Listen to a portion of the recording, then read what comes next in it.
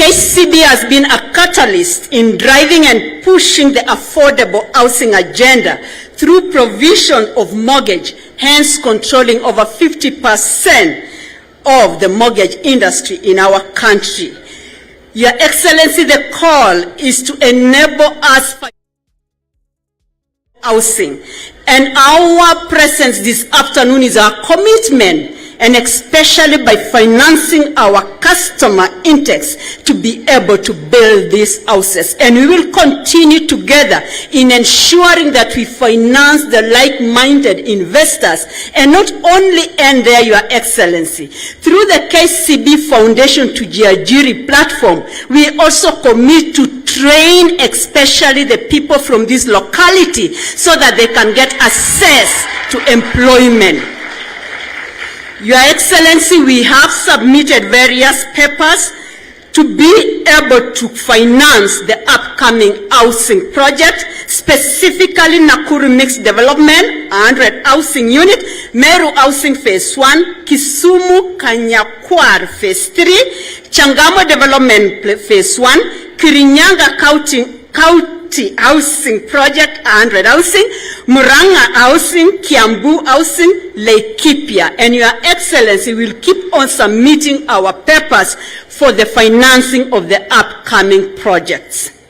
Finally, Your Excellency, is our commitment that we'll work with the National Treasury to make sure under the financial agenda for this country, especially funding and financing the bottom of the pyramid, is realized and achieved. Thank you so much, and we wish you success.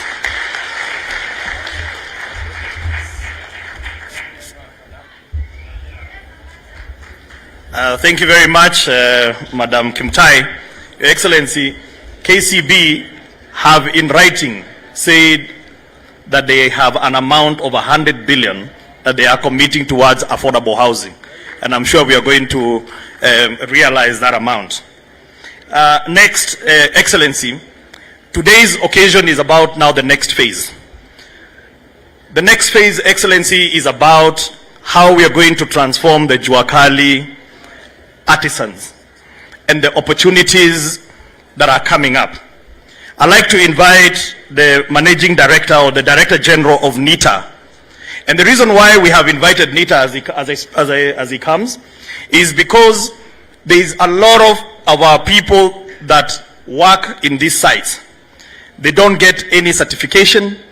And so when it comes to other opportunities like government tenders, they cannot participate because they have no certificate.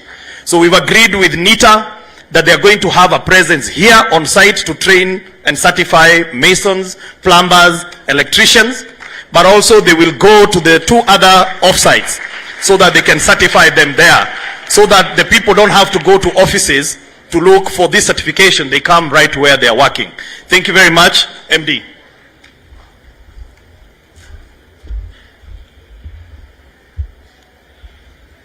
Your Excellency, the President of the Republic of Kenya, Dr. William Samoei Ruto, our Governor Nairobi, Mheshimiwa Sakaja, CS Transport, PS Hinga, all dignitaries present, it is a high privilege this afternoon, Your Excellency, to present our commitment to this special housing project that you are launching today. We want to sincerely thank you, Your Excellency, for specifically creating the State Department for Labor and Skills Development under the Ministry of Labor and Social Protection. The National Industrial Training Authority, Your Excellency, is under this ministry, and it has the mandate, Your Excellency, to upscale and reskill formal and Jua Kali sector beneficiaries to be more competitive and productive for this economy. The Industrial Skills Development Function, Your Excellency, working together with TVETs, target the following. We train, we assess, and we certify low-level workers in the following sectors: housing, MSMEs, as you've created the ministry, and the diaspora affairs, as you've outlined in your Executive Order number 1 of 2022. Your Excellency, today we want to commit that we'll support all the artisans and the hustlers who are seated here today in this social housing project, while noting the following, Your Excellency, that when you look at the skills pyramid, normally we configure it in the following ratios. That for every one engineer or manager, we have 2 technologists, and to support those 2 technologists, we have 4 technicians, and at the bottom, supporting the technicians are craftsmen or artisans who form the majority at the ratio of 8. So, Your Excellency, this afternoon, we want to say that NITA serves the bottom level of hustlers who form the greatest ratio of workers in a construction site. And for this, Your Excellency, we want to commit to the following 6 areas. 1, that we will ensure that the construction sites are compliant with baseline requirements, including occupational safety and health requirements, and for industrial training and assessment processes.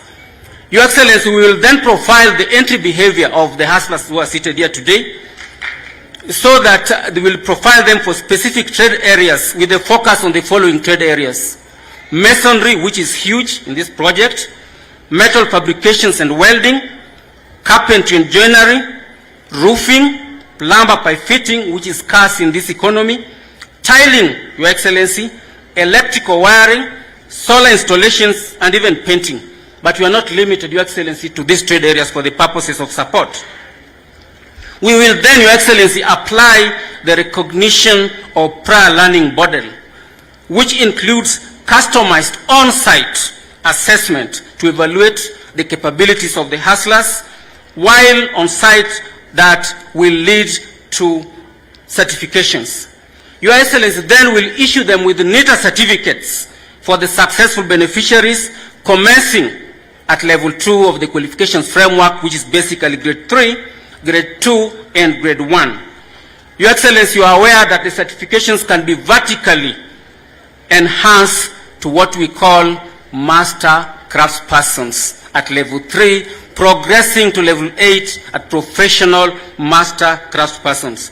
Your Excellency, we want to request that you will approve for us the recognition of prior learning policy framework, so that this can be able to enhance the training of over 500 beneficiaries, Your Excellency. We'll carry out a skills gap analysis and customize reskilling programs in partnership with industry partners, so that appropriate technology transfers are achieved in specific demand areas. We will work very closely, Your Excellency, with NCA, KCB, MSEA, Jua Kali, and the private sector to scale up technology transfers and to accrue sustainability of these projects. I want to assure you, Your Excellency, that the stated deliveries above is scalable to other similar projects. And with your support, we will ensure that the artisans and the hustlers in these projects are excellently processed. Thank you, and God bless you. Thank you very much. Next to come, Your Excellency, is the Executive Director of National Construction Authority, my good friend, Engineer Kech. Karibu.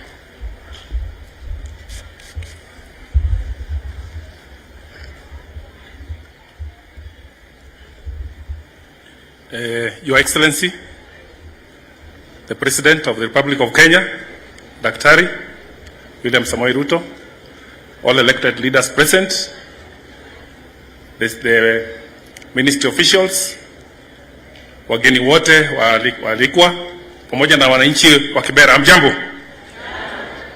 Your Excellency, it is the endeavor of National Construction Authority to ensure that construction is safe and compliant and can serve the generations to come. Your Excellency, in this project, we will team up with other partners, like my colleague from NITA said, to ensure that those who are working on this project get the necessary training and thereafter they get accredited. Your Excellency, this is a recognition that somebody qualifies for whatever work they are supposed to do. Your Excellency, I'm particularly happy to note that previously we have onboarded the construction workers and integrated in projects like the one that happened in Ngara, where a number of components, housing products, were ring-fenced and given to them. They were able to supply very quality products in the standards that were approved based on the document that was prepared. This has really enhanced their business activities and has also professionalized them. We also look at the opportunity where this project in Kibra will also give that opportunity to the people around here to also be part and parcel of that. We have developed standards and specifications that we'll be using to be able to approve those products in the projects. Your Excellencies, before I leave the podium, it is good to note that 82% of construction workers we have in the field across the country have no formal training, and they have acquired the skills they have through the job. It is our hope that in this project we have a framework, we have developed a framework that will be put in place through apprenticeship, where the contractors working will be giving opportunity for mafunzo or apprenticeship, where those workers at the end of the project, they can also be skilled. But Your Excellency, sir, the other challenge that is normally there after the skilling is the tools. A fundi without a tool is like a soldier without a gun, if I may say so. So what we are looking at, and this is working in partnership with one of the pillars that you've created, Your Excellency, which is the SME, to ensure that we have a way in which through the Hustler Fund to be launched, to have a space where there could be some fund to provide for tooling for the construction workers once they acquire the skills.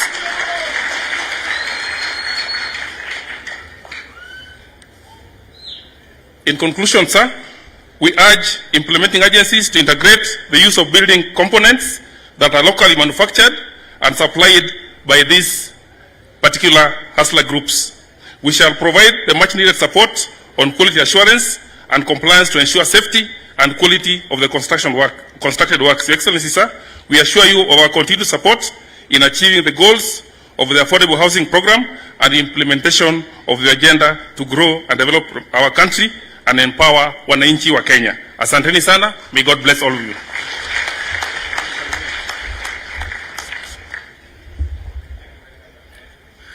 Thank you very much, Executive Director for National Construction Authority. To bring to an end this session, Your Excellency, you've told us to move out of boardrooms, PowerPoint presentations, and to the ground.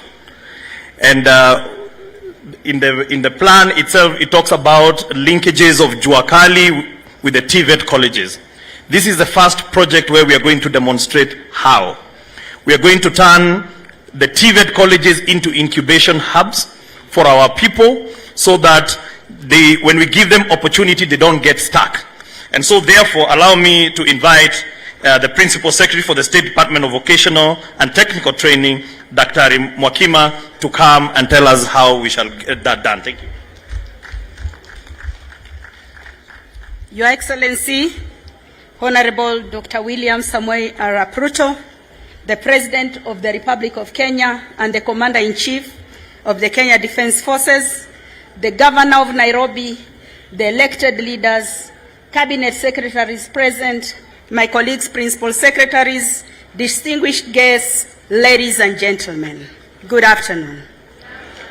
I am delighted to join you on this auspicious occasion of official groundbreaking ceremony of Kibra East Zone B Social Housing Project. Your Excellency, allow me to thank you for your visionary interventions in the TVET subsector that have placed us on a leading platform globally. Indeed, our institutions have become competitive with the best TVET systems in the world. The upshot of your intervention, Your Excellency, has increased the TVET institutions from 42 in 2011 to 218 currently. The enrollment has also increased from 55,000 to 346 1,901 over the same period. Your Excellency, the State Department has been in the resolute journey of transforming the training from supply-driven to competence-based education and training, CBET. CBET, Your Excellency, focuses on what the learner can do. CBET is a flexible modular system where a trainee can obtain skills, knowledge, and attitudes to be able to achieve competence standards. CBET has enabled us to train more youth on specialized skill areas that meets the labor market demands. Additionally, the youth are trained for self-employment, entrepreneurship, and lifelong learning. Your Excellency, using CBET and looking at the housing sector, we look at the entire project chain. With CBET, a diploma course, for example, in building construction, has now been broken into various modules, such as flooring, which leads into specialization and mastery of units of competence in all types of floors, such as the concrete floors, the vinyl floors, the terrazzo floors, the ceramic tile floors, marble floors, and wood parquet floors. Again, under CBET, we also now have broken down this diploma, which takes 3 years, and now we have competencies in walling, which will lead into specialization and mastery of units of competence within the walling, such as load-bearing wall, non-load-bearing wall, or drop wall, shear wall, retaining wall, among others. And we have also broken down the masonry and bricklaying, which will also need to specialization in competencies along masonry and brick laying, such as brick masonry, stone masonry, and concrete blocks. Again, under this CBET, and giving examples within the housing sector, because this is now in almost all sectors. We also have others on carpentry and joinery, cabinet making, electric fittings, plumbing and piping fitting, painter and decorator, and among others. In addition, Your Excellency, we are training experts in fabrication of building materials such as doors, windows, and cabros. And Your Excellency, the good news about this CBET and getting into modular with various competencies, we are now able to train a unit with specialization, which takes about 120 hours. And when we convert it into a 40-hour training week, it actually translates to 3 weeks. So within 3 weeks, Your Excellency, we are able to train youth of Kenya and other formal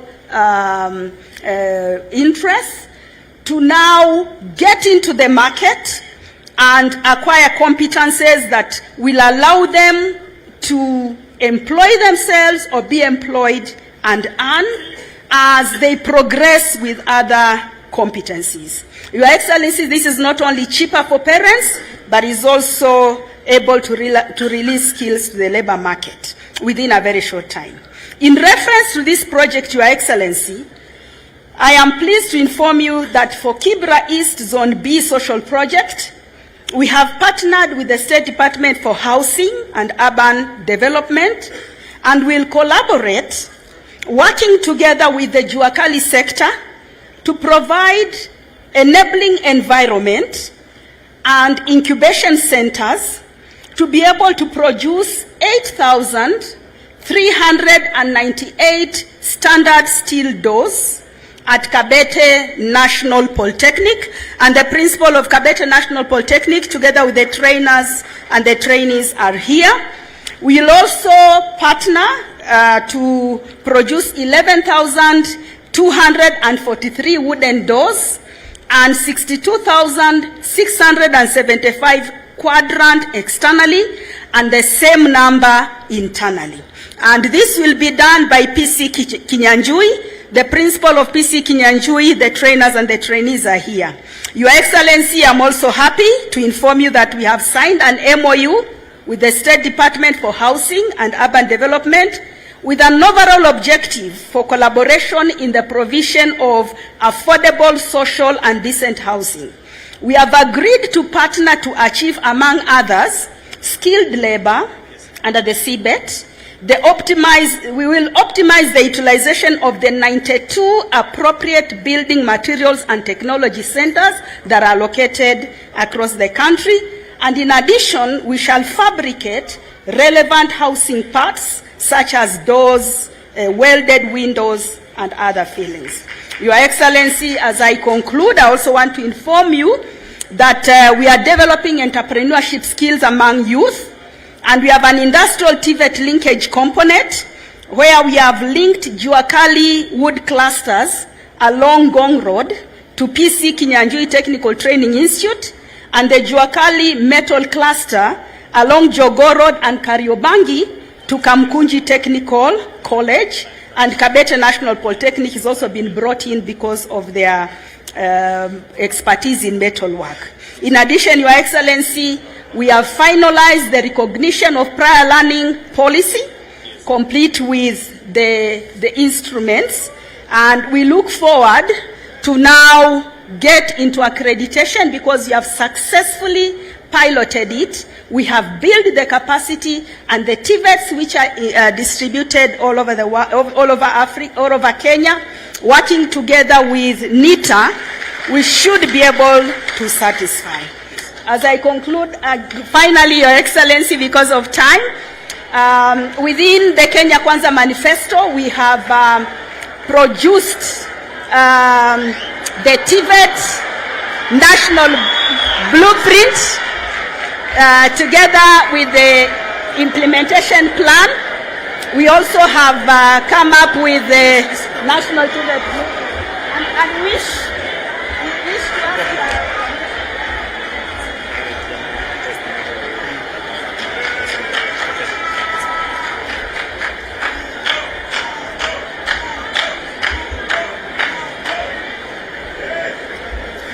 thank you very much, PS TVET.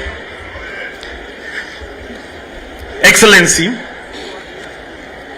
this job has faces, and I'd like to invite one beneficiary from Canaan to come and make very brief remarks and tell us where she came from and where she is today. Shiro, karibu.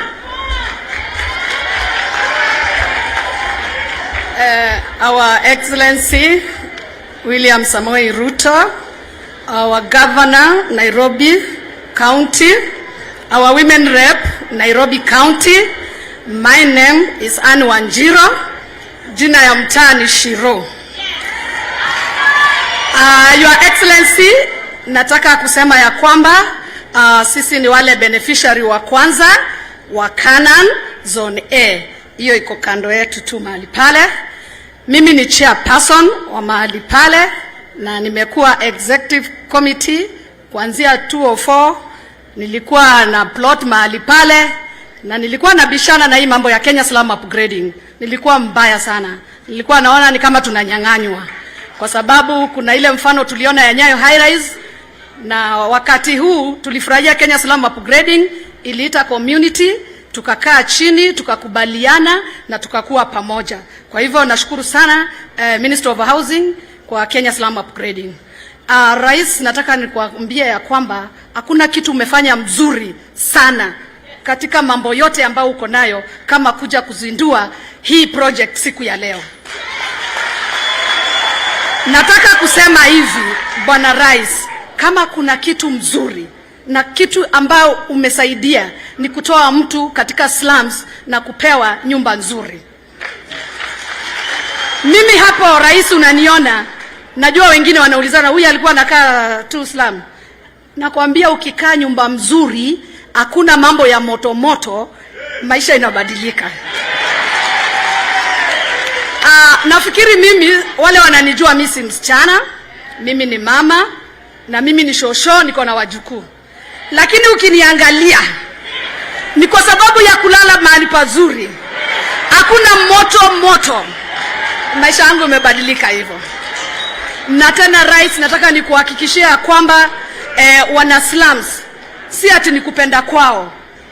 Au watu tuko na akili lakini mapato yetu ni ya chini. Tunakuomba rais, sisi kama wana Canaan, kwa masomo yetu kidogo, wakati tuliingia zile nyumba, tukafungua hivi tukaona maji inateremka kwa shawa. Tukaangalia tukaona, in fact hapa slum hakuna bedroom. Bedroom ni sitting room, bedroom ni kitchen, bedroom ni... Nasema Kenya slum upgrading imeinua akili zetu juu. Saa hii mimi kwa heshima ya watoto niko na bedroom yangu kando. Na kwa heshima ya Kenya slum upgrading waliona sisi ni watu wa maana, wakatuwekea kitchen kando na watoto kando. Sasa nini ingine unaweza taka? Kwa hivyo Excellency, nataka kusema hivi, mimi nimeshukuru sana, na acha niseme na roho yangu ndio pia wewe aujue, hata kama sikuwa nimekupenda, leo nimekupenda.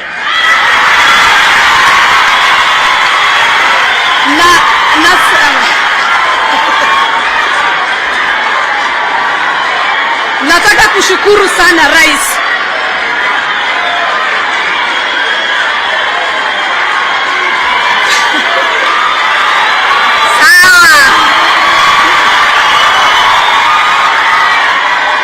Nataka kushukuru rais. Naomba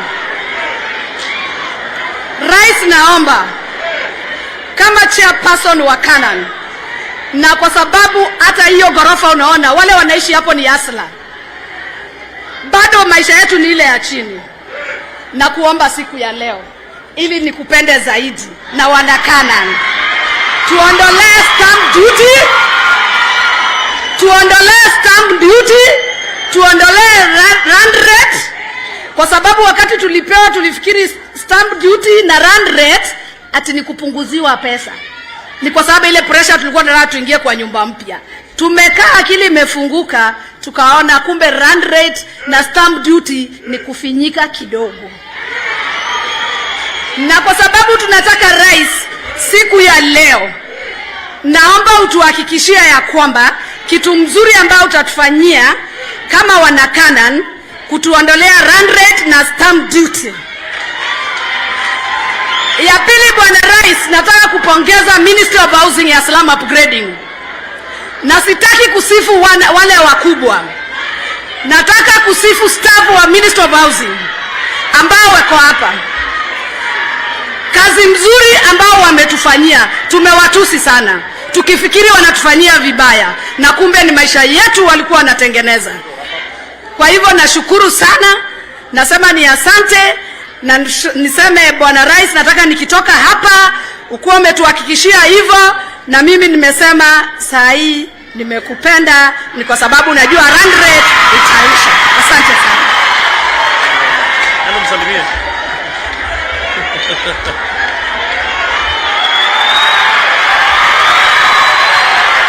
Asante sana.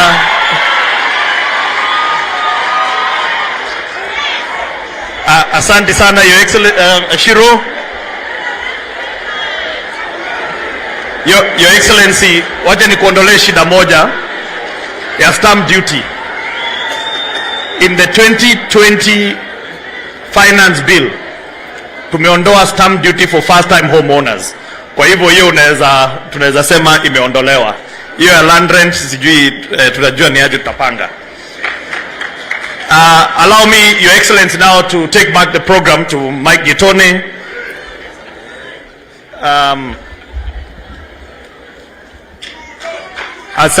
Asante sana katibu wetu. Mheshimiwa Rais, kwa ruhusa yako sasa nikubalie nimwalike gavana wa eneo gatuzi la Nairobi, Mheshimiwa Johnson Sakaja. Karibu sana.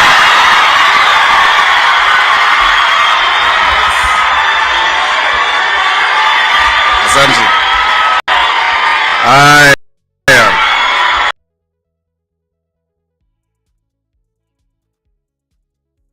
Guys, Lang'ata, amjambo. Bwana asifiwe. Mheshimiwa Rais, karibu sana hapa Lang'ata constituency, Kibra, Soweto B. Hawa watu wanakupenda. Si mnampenda Rais? Na tunachukua kama jambo la heshima sana ya kwamba umeona uwe na sisi tena hapa Nairobi. Tumekuwa na wewe kule Meteorological tukiangalia mambo ya housing. Umetusaidia kama serikali ya county.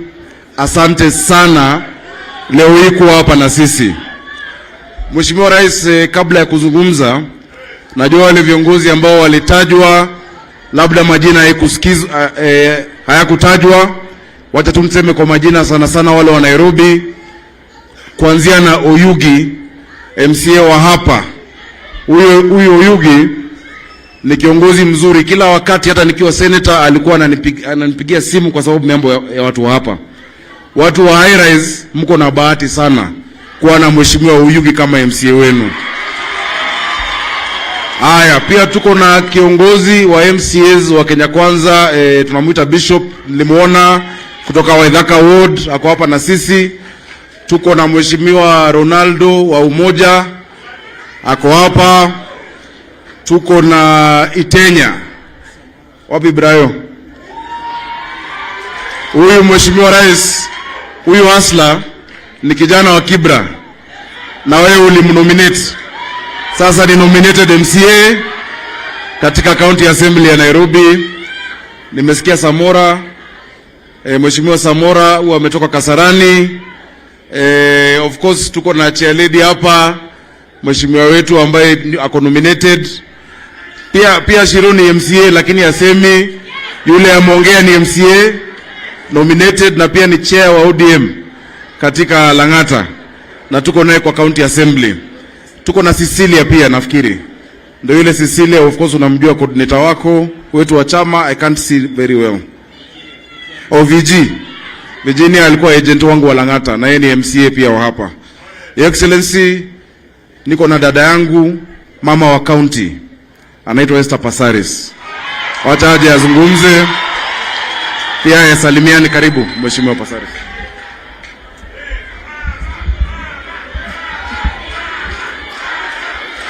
Asante. Your Excellency, Dr. William Samoei Ruto, all protocols observed. Your Excellency, allow me to congratulate you for being the President of this great Republic of Kenya. You were not my presidential candidate, but now you are my President. When we met in Mukuru, you asked us as members of Parliament to be wary of what you want to do for the people of this great country of Kenya in terms of housing, to put dignity back into their lives. And you said you would be bringing a bill for the housing fund. We are waiting anxiously for it because we want our citizens to live with dignity. We want to eliminate slums in this great country of Kenya. Your Excellency, I recently read in the paper that Nairobi is going to have a population of 10 million by 2050. 10 million by 2050. For me, I feel we really need to also guard our population. There is no country that doesn't plan its population that can give wealth to its citizens. I really want to appeal to you, Your Excellency, to look into commodities for our women, to look into gender-based violence and give us more money. Nairobi, thanks to the governor, is going to have the first sexual gender-based safe house. We're ready to do the groundbreaking. We're just waiting for the CS. But having said all this, Your Excellency, I want to also recognize that the father of slum upgrading is none other than Raila Amolo Odinga. And for that, I want to say thank you, because a good leader takes every good project that is there. And I know you're going to look into housing, you're going to look into food security, you're looking into water. In this city of mine, Nairobi, There are women who trade their bodies for water. I was talking to the governor about it. So we have a lot of work to do. What I want to say, we will join hands with you. We will give you support so that we can serve the great country that we call Kenya. God bless Kenya. God bless you, Your Excellency. Thank you.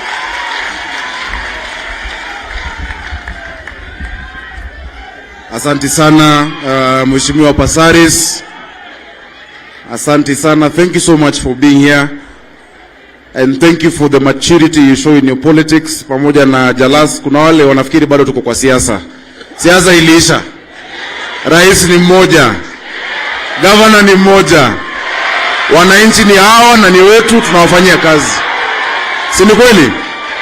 Mheshimiwa, pia tuko na Mheshimiwa Ronald Karauri kutoka Kasarani, ndio huyo, acha apungie wananchi hewa mkono radha. Tuko na Mheshimiwa Meja Donk kutoka Embakasi Central ambaye pia kuna sisi. Nimeona baba yao Waititu ambaye pia ni mtu wa Kibra. Tumekuwa naye, na pia Simon Mbugua ambaye alikuwa mbunge wa Starehe. Your Excellency, bila kupoteza wakati, na kama kuna wale nimesahau, poleni. Nani? Oh, ulikuwa umemtaja. Tuko na Mheshimiwa Mwalimu Orero kutoka hapa Kibra. Jalasu ulikuwa umemtaja. Tuko na Mariga.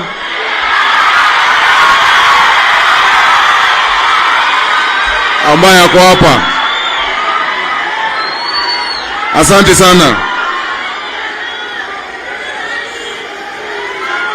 Mheshimiwa Rais, wananchi sote tuko hapa na tuko pamoja. Allow me to mention just 2-3 things that are very important to these people. Your Excellency, jambo la kwanza, asante kwa kufikiria mambo ya hadhi, dignity ya mwananchi wa kawaida. Na Your Excellency, umetuonesha njia. Hawa wananchi ndo walitunusuru. Hawa ndo walibaki na sisi. Na sisi tumesema hatutawasahau wananchi wa kawaida wa Nairobi na wa Kenya. Na mimi nawahimiza wale pia wako kwa serikali ya county, kwa kila kitu ambao tunafanya tufikirie hawa wananchi wa kawaida kila siku. Yule mwananchi ambaye amekaa kwa kitongoji, ambaye amekaa kwa slum, he is as Kenyan as yule mwananchi ambaye ako Lavington, ambaye ako Karen. Lazima tumfikirie mwananchi wa kawaida.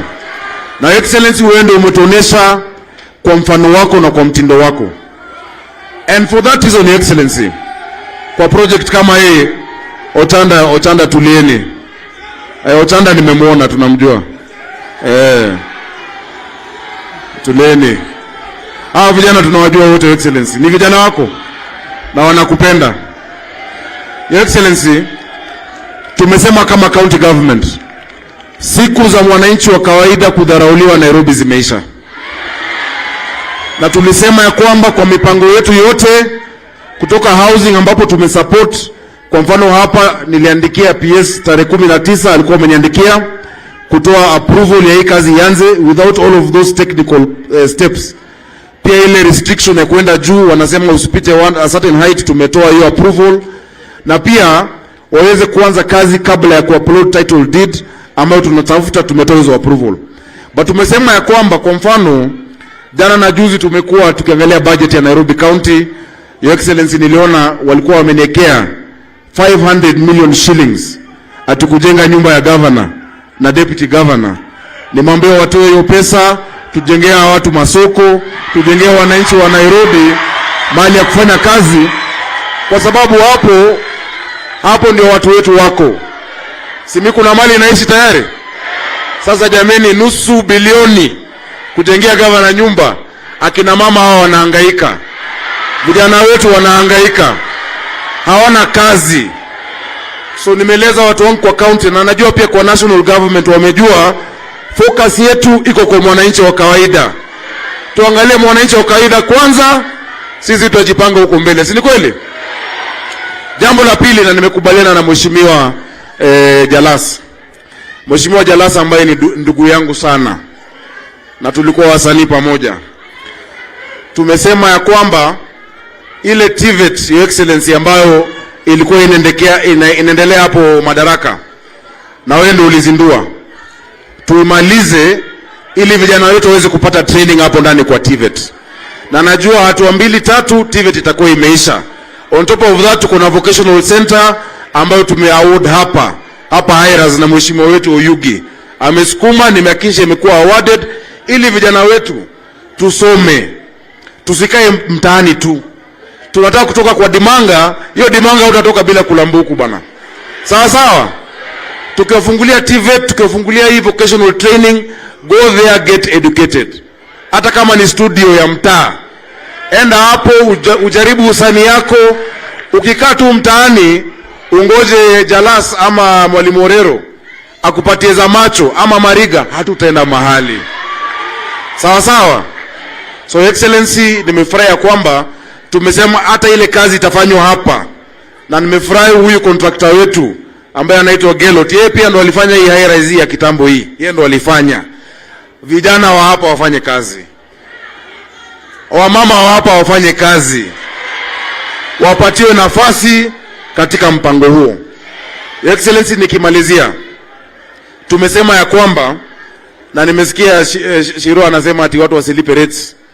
Tafadhali wananchi wangu, hii rates lazima tulipe, ili niwafanyie kazi, ili niwaletee maji, ili tuwajengee manyumba, ili niwatengenezee mabarabara. Lazima tulipe rates, na hiyo rates tumesema Nairobi hii. Na nimefurahi Your Excellency ulinisaidia, tukazungumza na Chief Justice, amenisaidia ku set up valuation court, tuko na new valuation rule. Rates Nairobi watu watakuwa wanalipa mwezi kwa mwezi, monthly, instead of kulipa ati mwaka moja pesa mingi, tulipe polepole. Mzee Kibaki alikuwa anatuambia kulipa ushuru ni kujitegemea. Sawa sawa, ili tujenge mji wetu wa Nairobi. Thank you very much, Your Excellency. Gani ingine? Kazi mtaani. Your Excellency, wakati ambapo tulikuwa na kazi mtaani, I can tell you for sure, Your Excellency, the crime rate in Lang'ata and Kibra went down by 47%.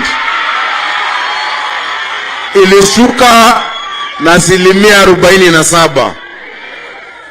Na kuomba, na nimeona mheshimiwa Hinga, PS Hinga ndo alikuwa brainchild na alifanya na wewe hii kazi mtaani, tukishirikiana county government na serikali yako. Let us give our people hope, tuwapatie nafasi vijana wetu wafanye hiyo kazi. Na kina mama walikuwa wanapika, hiyo kazi ilikuwa inaendelea mzuri. Mimi kama governor nimesema tutaandika vijana wetu waingie kanjo ili kusaidia na mambo ya usafi. So tumtulie hao MCAs wako hapa waripitishie budget. Ninaandika kila ward vijana ambao watafanya kazi, na pia tutapatana na hiyo mambo ya kazi mtaani. Your Excellency, thank you so much for the support that you have given us. Finally,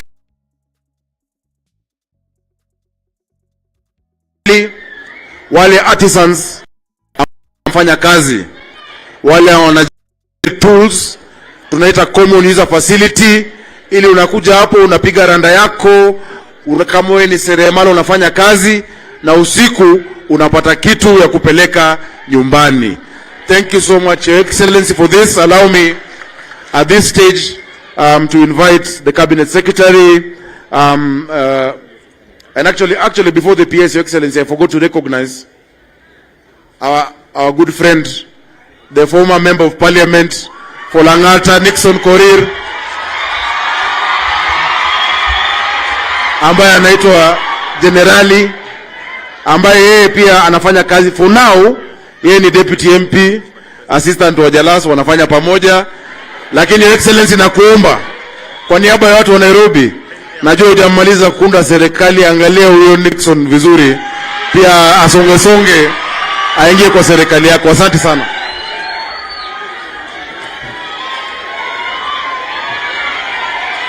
Asante sana Mheshimiwa Rais.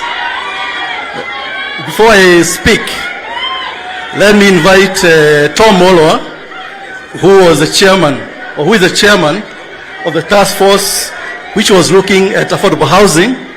He is actually one of the key people in the pension space. Tom Murwa, please, karibu.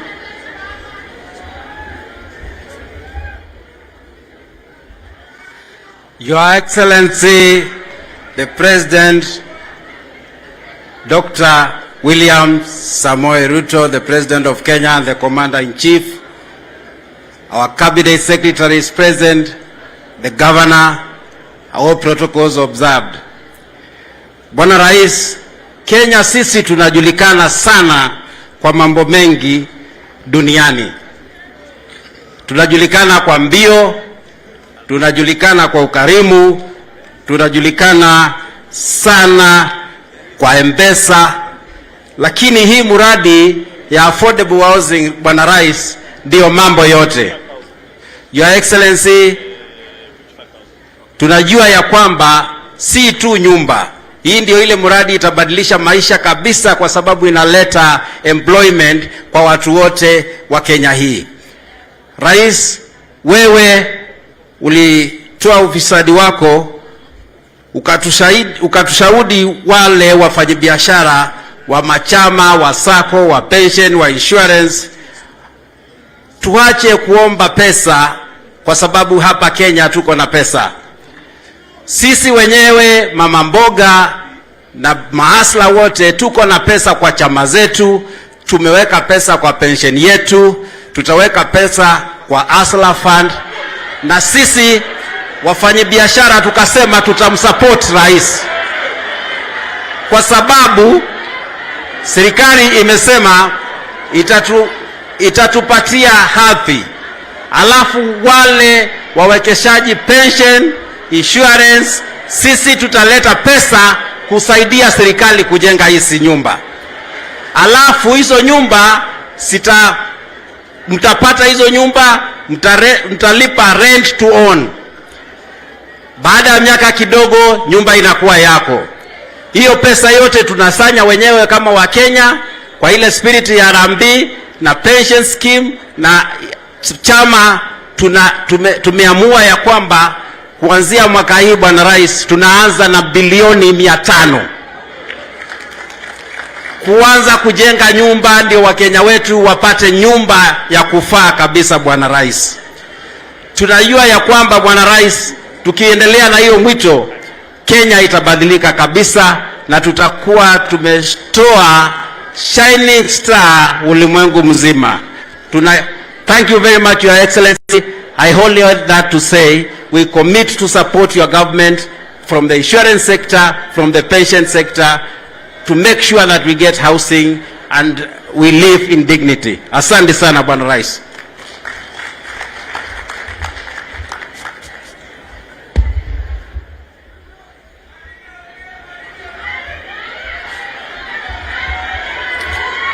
Your Excellency, because of time, kwa sababu wakati umeenda sana, we shall proceed with the program. But let me say this, even as we wait for the President to come. One of the key advantages we have in this country is that now we have political will at highest level in terms of the President leading the way. Na akirudi hapa nitarudia tena.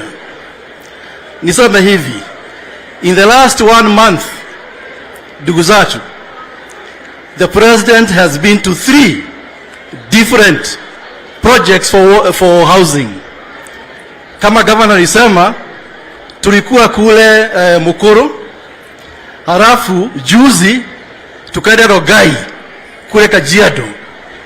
And what is important, ndugu zetu na dada zetu, ni kwamba mahali rais anaenda, he carries the entire leadership with him.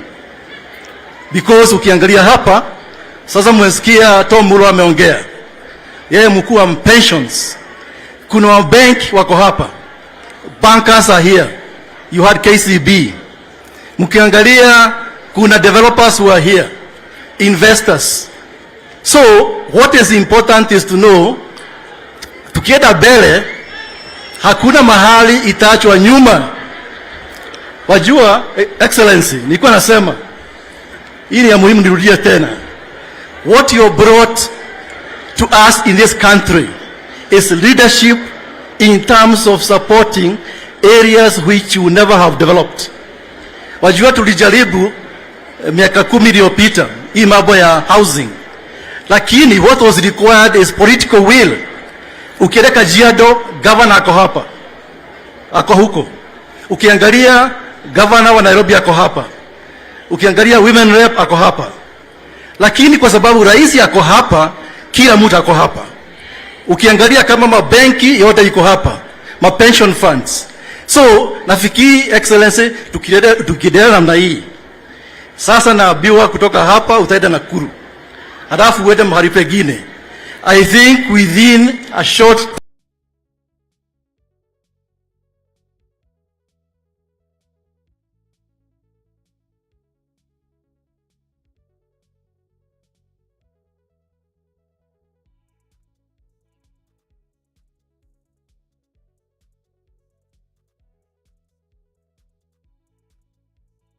time, this country will be very different.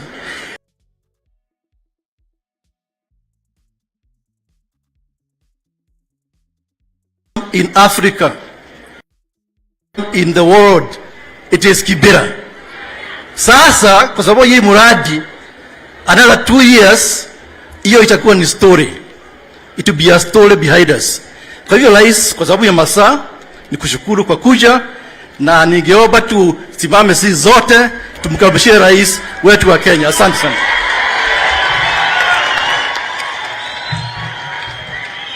Asante sana Bwana Macharia. Tafadhali tuketi chini.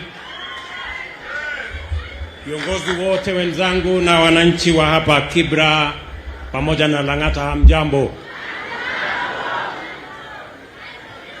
Kibra hamjambo? Lang'ata hoye! Bwana Yesu asifiwe. Asanteni sana. Kwanza mimi nataka nichukue nafasi hii niwashukuru ninyi nyote kwa kupata nafasi ili tuje siku ya leo hapa tuweze kupanga haya mambo ya ujenzi wa manyumba yenu katika sehemu hii ya Kibra. Kwanza mimi nataka nichukue nafasi hii niwashukuru sana. Niwashukuru watu wa Lang'ata na niwashukuru watu wa Nairobi kwa kunipatia nafasi niwe kiongozi wa taifa letu la Kenya. Mimi nawashukuru sana na nawapongeza sana, na mimi nataka niwaahidi ya kwamba hiyo kazi mumenipatia nitafanya na bidii sana, na mimi sitawaangusha. Tunaelewana? Jambo la pili, wakati nilikuja hapa Lang'ata katika uwanja huu, niliwaambia ya kwamba nitarudi hapa kwa mapenzi ya Mungu chini ya siku 100 kuanzisha hii mradi ya ujenzi wa manyumba katika hii Kibera Soweto B. Leo nimekuja hapa kutimiza hiyo ahadi. Na mimi nataka niwahakikishie ndani ya miaka 2.5 nitarudi hapa tena ili niwakabidhi manyumba zenu wale watu mnaishi hapa. Nyinyi mnaelewa ya kwamba pale mbeleni tulikuwa na slum upgrading, lakini shida iliyokuwa na hiyo slum upgrading pale nyuma ilikuwa ni kwamba wale wanaishi pale wakiondoka wanaenda wakiendanga, hawarudi tena, kwa sababu watu wengine walikuwa wanatafutwa waje waishi kwa manyumba ile imejengwa, na wale ambao walikuwa wanaishi hapo wanapotea. Hii mpango mpya, vile mama wetu hapa Shiro amesema, wale mulikuwa mnaishi hapa, nyinyi ndio mtakuwa watu wa kwanza kurudi hapa, kwa sababu hapa ni nyumbani kwenu. Na mimi nataka niwahakikishie vile vile, leo tumekuja hapa kuanzisha manyumba 4,000 ambazo itakuwa ni manyumba zenu, na tutajenga mbali na manyumba zenu. Pale mulikuwa na manyumba hapa, ilikuwa ni nyumba haina choo, haina taa, haina maji, haina sewage, haina barabara, haina mambo yote. Si ni kweli? Hii mtaa mpya ambayo tunawajengea itakuwa na barabara, itakuwa na parking, itakuwa na elimu ama shule ya watoto wenu, itakuwa na hospitali, itakuwa na soko mahali mtafanya biashara zenu, na manyumba yenu itakuwa na vifaa zote. Mtakuwa na choo pale, mtakuwa na maji, kutakuwa na stima, na tutahakikisha kwamba hii Kibra ambayo ilijulikana kama slum kubwa katika Afrika itakuwa the largest real estate in Kenya. Nyinyi mnanielewa? Niliwaambia wakati nilisimama hapa, niliwaambia hizi manyumba tutawajengea itakuwa ni nyumba zenu. Jambo la kwanza. Jambo la pili, niliwaeleza ya kwamba ni nyinyi mtakayokuja kuishi hapa. Na jambo la tatu, niliwaambia ile shilingi 2,500 unalipa kwa ile nyumba ya mabati ama ya matope, utakuja kulipa hiyo 2,500 kwa ile nyumba tutakujengea hapa.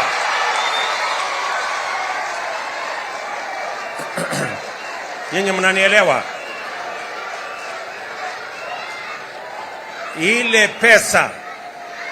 Ile pesa ulikuwa unalipa kwa nyumba ile ya matope ama ya mabati, nyumba haina maji, haina choo, haina stima. Sasa utakuja kuishi katika nyumba iko na hiyo mambo yote, na utalipa ile pesa ulikuwa unalipa pale.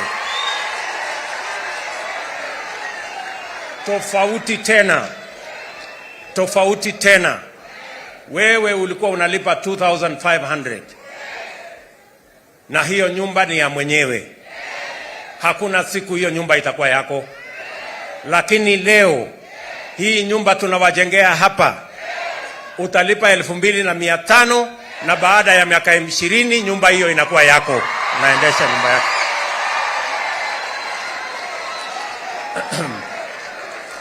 Nyinyi mnanielewa? Na mimi nasimama hapa kuambia watu wa Nairobi ya kwamba leo tunaanzisha ujenzi wa manyumba hapa Kibra Soweto B. Mimi nataka nimwambie waziri pamoja na permanent secretary ya kwamba waanze kupanga mambo ya Soweto C, kwa sababu chini ya mwaka mmoja nitarudi hapa tena ili tuweze kuanzisha ujenzi wa Lang'ata B, Lang'ata C ikifuatwa na Lang'ata D, ndio tufunge mambo ya slum hapa Kibera. Tumekubaliana watu wa Lang'ata?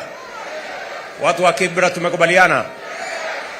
Hiyo ndio mpango nilikuwa nimewaambia ya housing. Na hii mpango ilikuwa katika mipango yetu for the last 5 years. Lakini the last 5 years tumejenga nyumba 2,000 peke yake.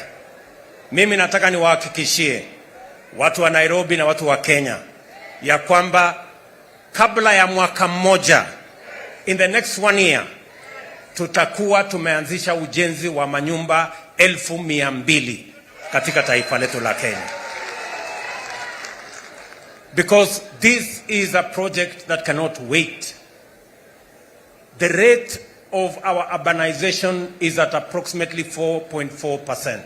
It means 500,000 people every year move to our urban areas. And because we have not developed enough infrastructure, many of our dwellers in our cities and towns and townships, majority of them, almost 60%, live in slums. Because we have not been able to plan appropriately. We construct about 50,000 houses every year. Out of that 50,000 houses, only 2%, about 1,000, are affordable for the majority of Kenyans.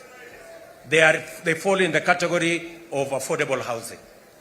And that is why we are making it a deliberate program to build 50% of all our housing must be in the category of social and low-cost housing, so that we can pay attention to the majority of Kenyans who live in our slum areas.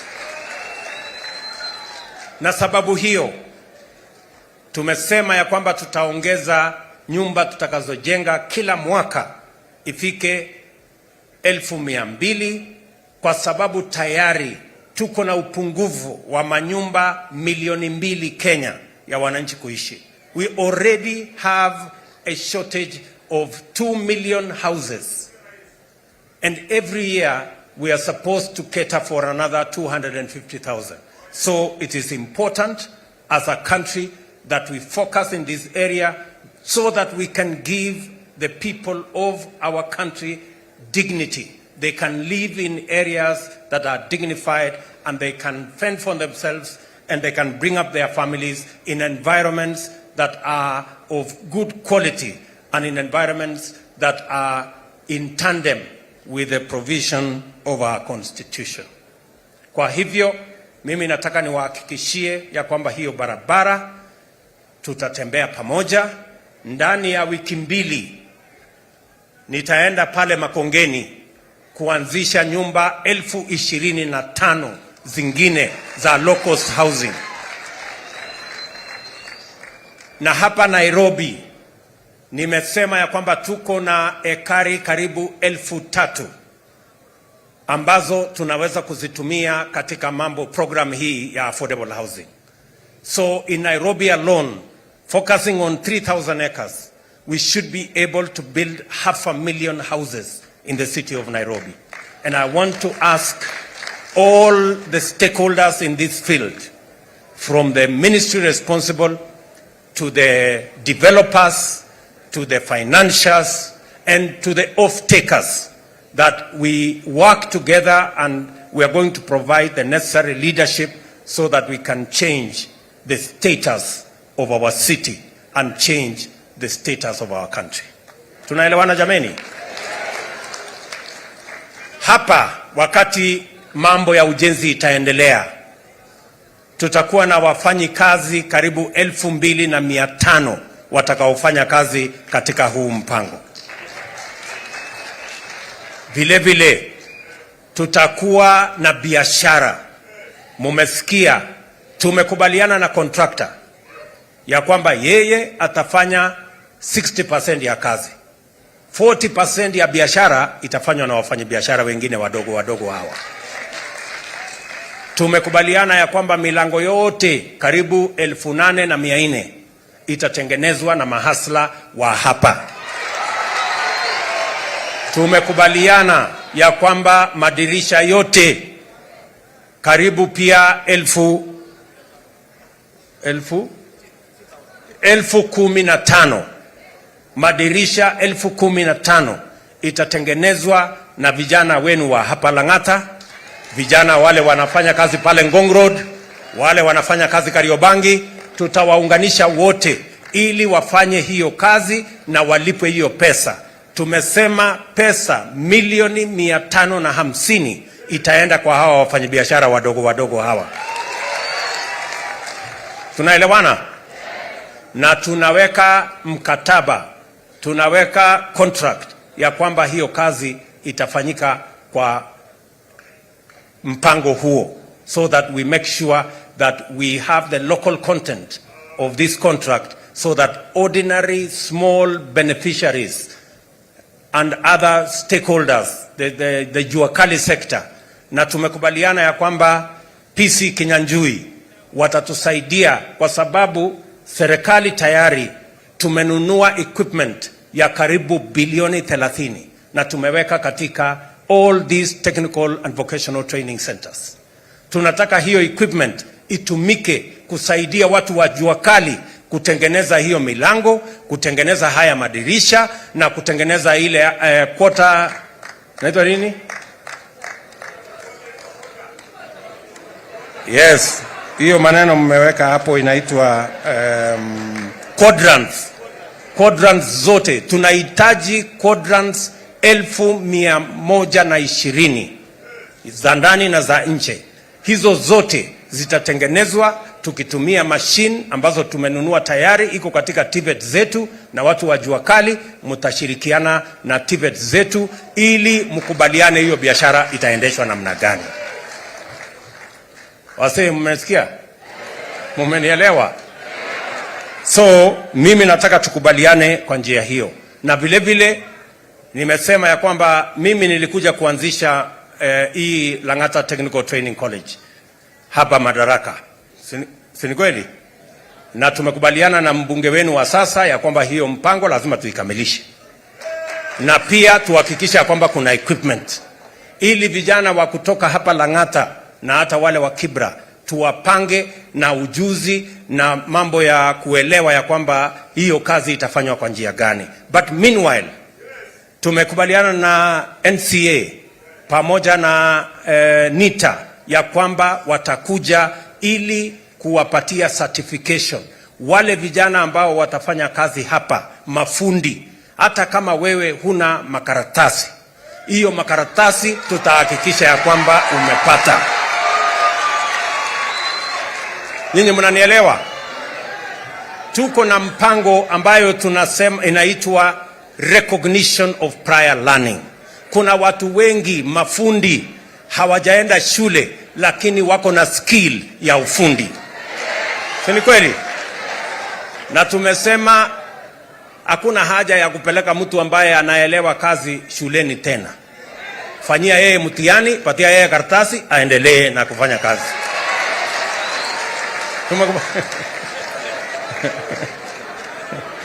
Tumekubaliana? So mimi nataka tukubaliane na nyinyi watu wa Lang'ata, na mimi nimekuja hapa makusudi kwa sababu we want to make this program a reality, and we want every Kenyan to own a decent home in the Republic of Kenya. Nishawauliza magavana wengine wa taifa letu la Kenya katika miji yetu yote waanze kupanga ardhi mahali tutafanya mambo ya affordable housing, kwa sababu tunataka kubadilisha sura ya kila mji katika taifa letu la Kenya, na tutengeneze taifa ambayo sisi wote tutajivunia kuita ndio kwetu nyumbani. Tumekubaliana jameni?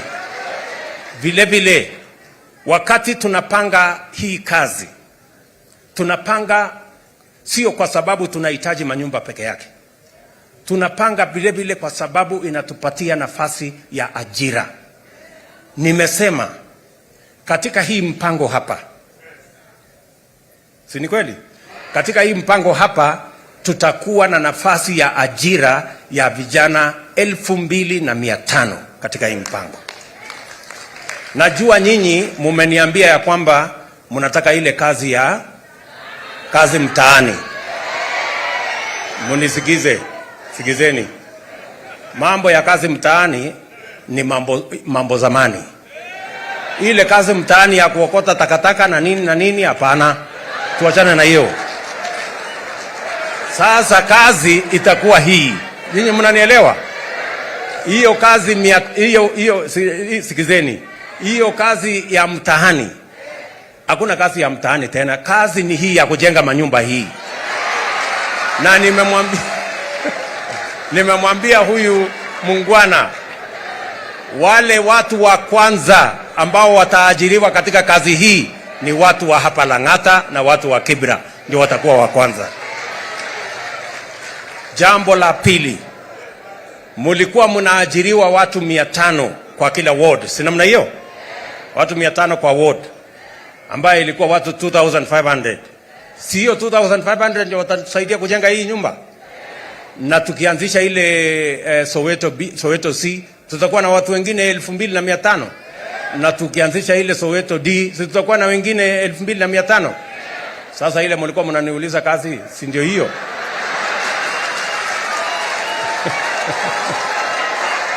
Vile vile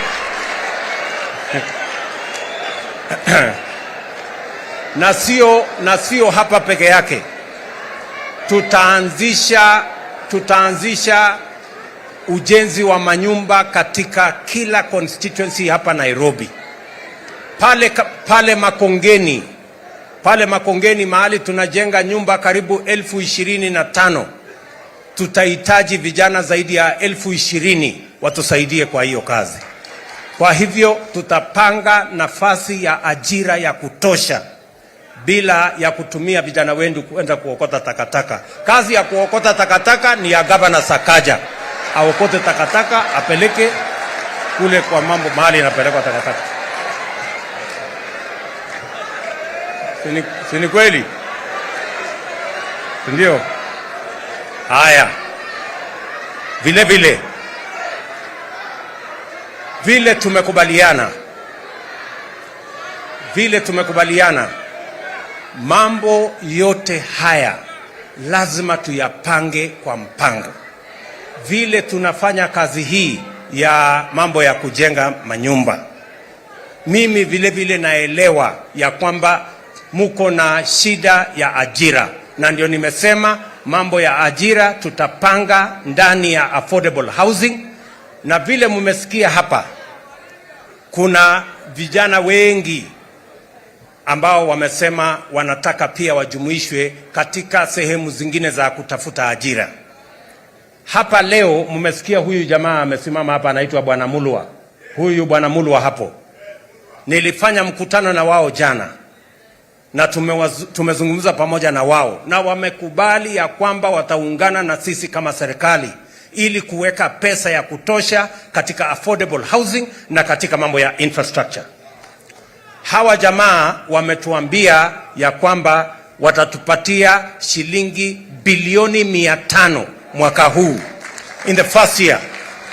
Alafu mwaka ujao tutapanga na wao watuongezee ingine bilioni 500 ili tuwe na pesa ya kutosha ya kujenga manyumba kwa kila Mkenya aweze kupata mahali pa kuishi pazuri, na tuweze kujenga taifa letu. Na vile hiyo bilioni 500 wanatupatia, watatusaidia pia katika kujenga ile industrial park, mahali ya agro processing, mahali ya value addition, mahali ya manufacturing.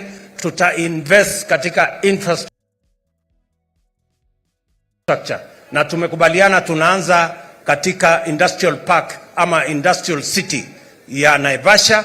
Tunaweka industrial city ingine Dongo Kundu, na hapa Mlolongo at the river pia tuko na infrastructure development ambayo tutasaidiana pamoja na hawa. Tumekubaliana. Jambo la tatu, lazima tupunguze gharama ya maisha. Si ni kweli? Na mimi niliwaambia ya kwamba lazima tuteremushe bei ya unga ikuje chini.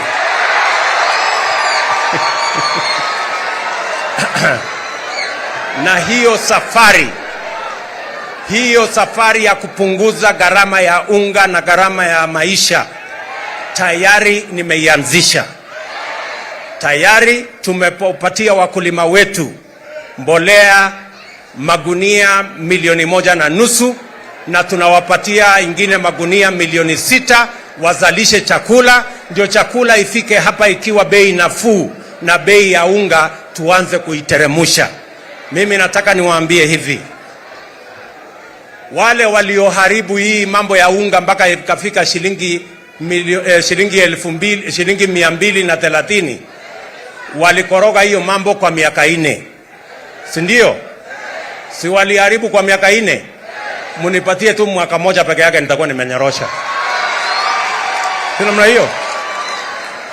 So mos sijui kama tunaelewana. Tuko pamoja? Mwisho, Mimi nataka nikubaliane na nyinyi.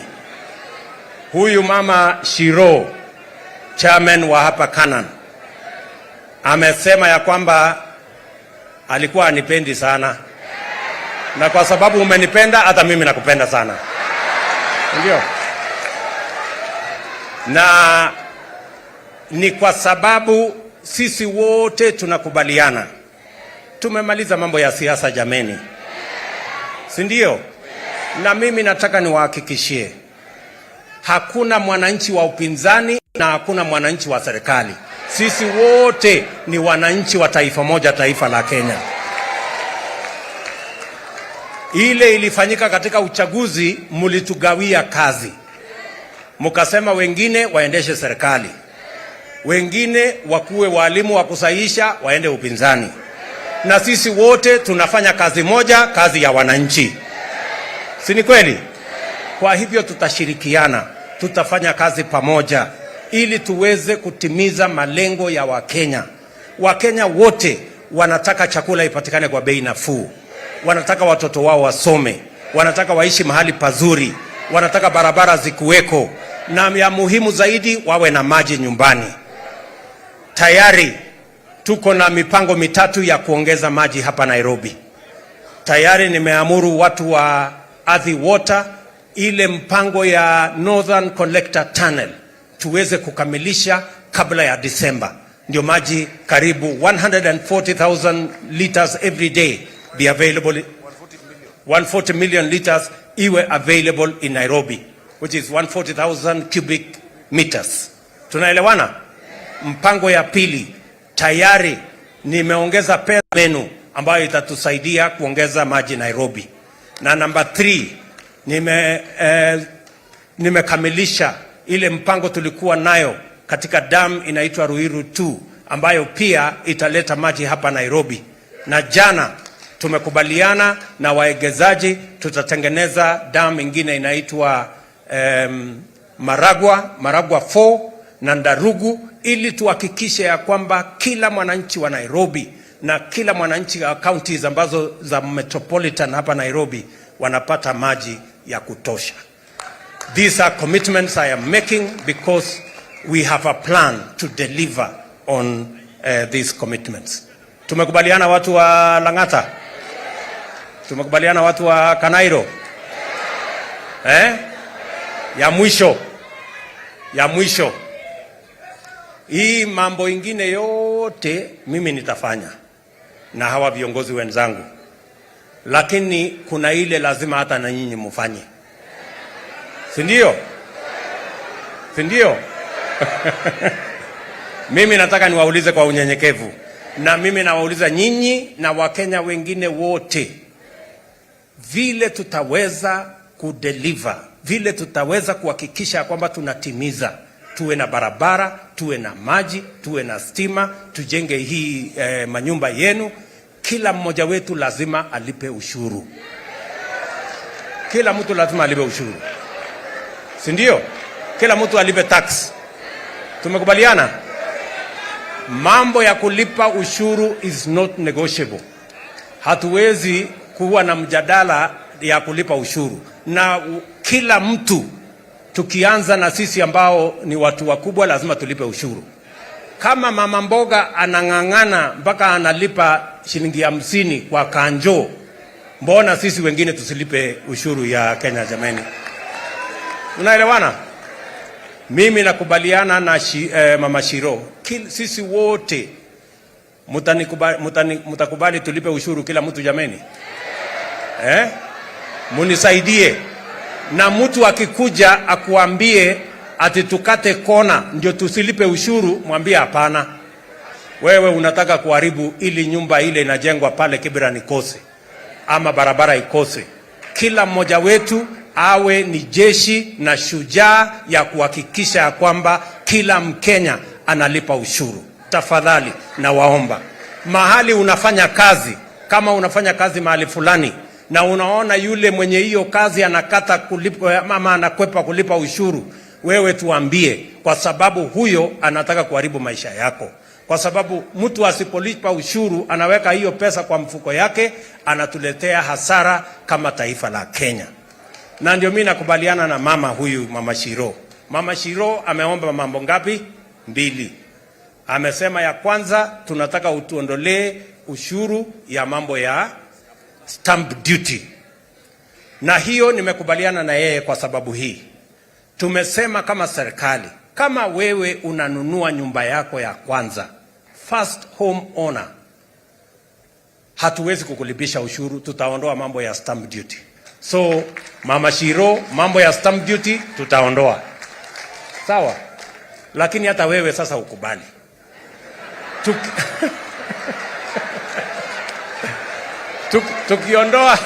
Tukiondoa ushuru ya stamp duty, ile ya rates wewe ulipe. Kwa sababu usipolipa rate tutatoa wapi maji jameni? Na barabara tutajenga na nini? Na stima tutaweka namna gani? Na huyu mtu ataokota takataka namna gani, huyu mtu wetu Sakaja? Lazima ama mnataka kuishi kwa mji yenye imejaa takataka? Ndio. So nawaomba wale wote, we understand we have to balance issues, and I agree with Mama Shiro that we can bend over sometimes, but I want to also ask each and every Kenyan, wherever they are, that we must all pay our taxes. It is the only guarantee that we have for the independence of our country. Tusipolipa ushuru, tutakuwa watumwa wa wale wanatukopesha pesa. Na nobody wants to be a slave of anybody. Mnataka tuwe watumwa? Mnataka tuwe slaves ya watu wengine? Hapana. So the only way we can remain independent as a country is to make sure that we pay our taxes, we take charge of our development, and we are not slaves to those who lend money to us. Mimi nawauliza kwa unyenyekevu, hii kazi nyingine tutafanya, munisaidie kila mtu alipe ushuru, kila kazi mahali inalipa ushuru ilipwe, ndio tuweze kujenga Kenya pamoja. Tumekubaliana? Tarehe 1 Disemba Hustler Fund inaanza. So na sasa nyinyi mjipange na biashara. Si kila mtu anajua vile ya kufanya biashara yake? Tunaelewana? So mimi nimefurahi sana, nimefika hapa Lang'ata, nimefika hapa Kibra. Si tumegawana kazi? Si mimi nitafanya ingine, nyinyi mtafanya ingine? Na tuko pamoja? Tutatembea pamoja? Tumekubaliana? Nataka niseme asanteni sana, mjue na wapenda sana, na watakia baraka ya Mungu. Asanteni sana. Thank you.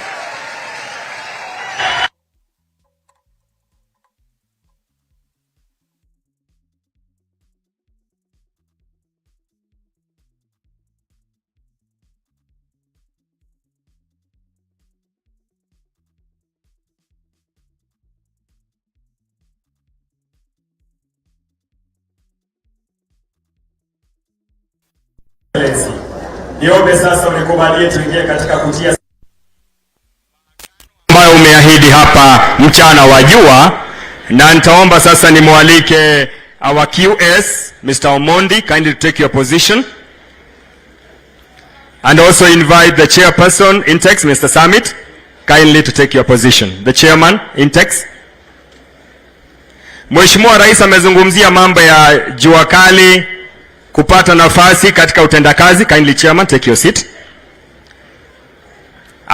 Mheshimiwa Rais atakuwa shahidi kwamba yale yote ambayo wameahidi, na niombe wananchi tusiondoke kwanza, bado hatujamaliza tafadhali.